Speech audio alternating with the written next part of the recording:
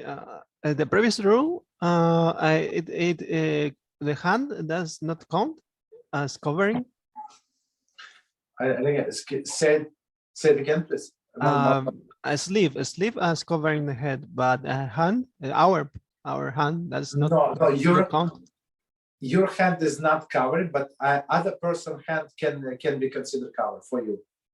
If he puts the hand on your head, it is covered. I mean, we're talking about in the case when you don't have kippah or head, right? Yeah. Okay. Yeah. So because your hand is part of you. Your sleeve is not part of you. It's a foreign object. You know, or his hand, somebody else's bare hand, is not part of you. So that's why it works. But I think we're going to learn this in details.